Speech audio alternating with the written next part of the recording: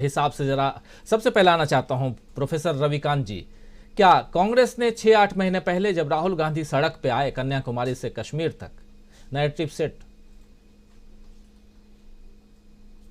देखिए राजीव जी, जिस शब्द का मैंने पहले इस्तेमाल किया था कि मोदी जी कह रहे हैं कि तुष्टीकरण होता था और हो रहा है, लेकिन असल में मोदी जी, उनकी पार्टी और उनकी आइडियोलॉजी समाज का तुष्टीकरण कर रही है। मैं इसमें एक शब्द और जोड़ना चाहता हूं। अभी हमारे तमाम सम्मानित पैनलिस्ट ने जिन बातों को कहा, उसका लब्बो लुआब ये भी है कि इस देश में गुजराती उपनिवेशीकरण भी चल रहा है। ये जो असमानता की खाई चौड़ी हो रही है, जहां आप देखिए कि कोई भी कॉन्ट्रैक्ट हो वहां गुजराती, इवन जिस कोरोना काल में जहां पे पूरे देश में लॉकडाउन कर दिया एक दिन अचानक आकर के, और केजरीवाल जो सवाल उठा रहे हैं वो सवाल बेजा नहीं है, उस बहुत सोचनीय सवाल है कि अचानक 8 बजे आकर के जो आप करते हैं वो बिल्कुल तानाशाही प्रवृत्ति को दिखाता है कि आप बिना किसी चिंतन मनन के कि क्या होगा, लेकिन बावजूद इसके जहां जहां गुजराती फंसे हुए थे उन गुजरातियों को स्पेशल ट्रीटमेंट मिल रहा था। उत्तराखंड में दो दो बसें लगा करके गुजरातियों को वापस भेजा गया। तो ये जो गुजराती उपनिवेशीकरण की प्रक्रिया चल रही है इस देश में, और मोदी जी तो कह रहे हैं हिंदुओं को, अब वो यही हो ही रहा है, डर की खेती चल रही है, नफरत की। उन्होंने कहा कि नहीं साहब, हिंदुओं के साथ बड़ा अन्याय हुआ। अब असल में आप न्याय करने पर चले, क्योंकि जो मुस्लिम है वो तो घोषित रूप से 14% मुस्लिम और नौकरियों में बमुश्किल 4%। क्लास 1 में तो 1 से 1.5% है। वो अधिकांश जो आबादी मुसलमानों की है वो दिहाड़ी मजदूरी करती है या छोटे मोटे काम धंधे करती है। अब एक बार जरा ये सोचिए राजीव जी, मोदी जी ने जो नौकरियां खत्म की हैं उसका असर किस पे हुआ है? मुसलमानों पर हुआ क्या? इसका सीधा असर तो उस कोर वोटर पर हुआ है जो छाती पीट करके 9 साल से बीजेपी को वोट कर रहा है, बीजेपी की भक्ति में लीन है। मोदी जी ने उसको वहां पहुंचा दिया है जहां पे ये तथाकथित अल्पसंख्यक बेचारा है। अब ये पकौड़ा राष्ट्रीय रोजगार हो गया है, तो वो पकौड़ा तल सकता है या पंचर जोड़ सकता है, मजदूरी कर सकता है। तो असल में हित किसका हुआ है?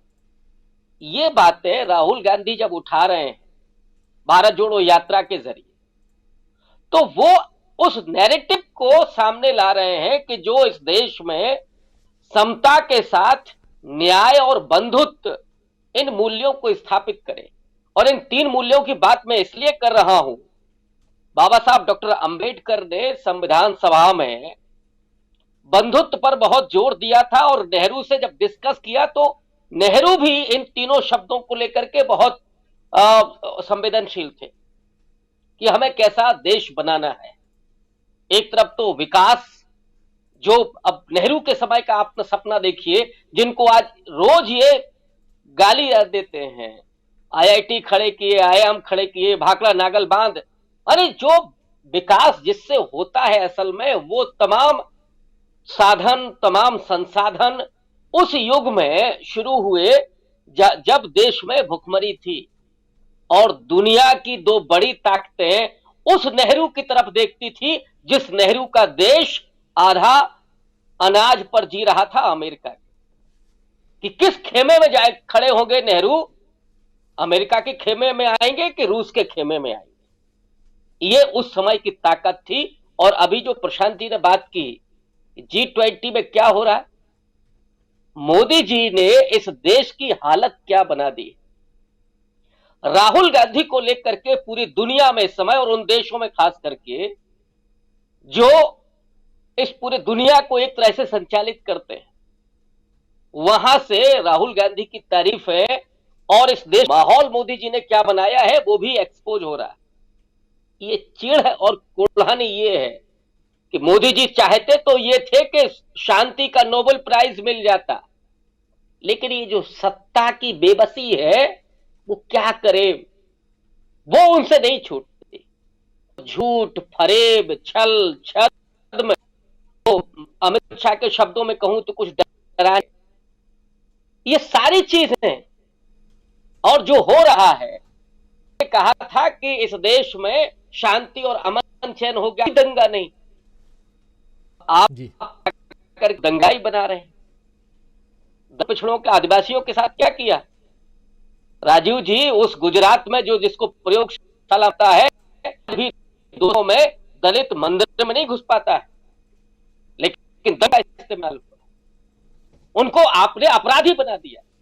और ऐसे लोग, मतलब ये जो विश्व है कि एक रेपिस्ट आपके बड़े समारोह में बैठा हुआ है, आपका देश बनाना चाहते हैं क्या? हमें शर्म नहीं आती अपने आप पर कि हमने ऐसे प्रधानमंत्री को उस राज्य से हम चुन करके लाए हैं जहां पे रेपिस्टों की पूजा होती है, जहां पे दंगाइयों की पूजा होती है। इसी उत्तर प्रदेश मुजफ्फरनगर के बाद के जो हालात थे, इंस्पेक्टर सुबोध कुमार सिंह के हत्यारों की पूजा हुई।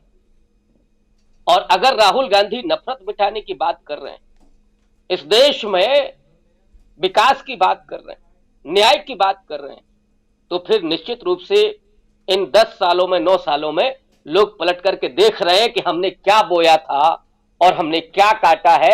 अब हमें एक नई हवा की तरफ, एक नई रोशनी की तरफ निकलना होगा, जो होगा आइडिया ऑफ इंडिया, जिसको कभी हमारे पुरखों ने सोचा था कि हम कैसा भारत बनाएंगे। उस भारत की तरफ तमाम उन मुश्किलों के बावजूद, चाहे जेल जाना हो, चाहे हमले हो, वो हमले जबानी नहीं, हाथरस में तो राहुल गांधी पर हमला हुआ, पुलिस ने उनको धकेलाया। वो व्यक्ति जिसके घर में 3-3, 4-4 प्रधानमंत्री, तो राहुल गांधी उन तमाम धक्कों को, अपमान को, जेल के डर को, इन सारी चीजों को सह करके अगर आज खड़े हुए हैं, तो इस देश की आवाम उस तरफ देख रही है और दुनिया के वो मुल्क भी देख रहे हैं जो भारत में लोकतंत्र को जीवित रखना चाहते हैं, देखना चाहते हैं, ताकि दुनिया और भी इस लोकतांत्रिक व्यवस्था की तरफ आगे बढ़ सके। जी राजीव जी, हमारे प्रधानमंत्री जी तो कहते हैं मदर ऑफ इंडिया जो है मदर ऑफ डेमोक्रेसी है। डेमोक्रेसी को लेकर के राहुल गांधी जब कुछ कहते हैं तो बात कुछ और हो जाती है। तो और जो बात आप कह रहे हैं, बिल्कुल वही बातें राहुल गांधी भी दोहरा रहे हैं और पहले भी दोहराते रहे, पहले भी करते रहे हैं, लेकिन इस बार ही राहुल। हमारे चैनल से जुड़े रहने के लिए YouTube पर टाइप करें DB लाइव, सब्सक्राइब बटन को क्लिक करें और बेल आइकन को दबाना ना भूलें ताकि खबरें आप तक पहुंचती रहें। देखते रहिए DB लाइव, क्योंकि यहाँ हैं खबरें लगातार।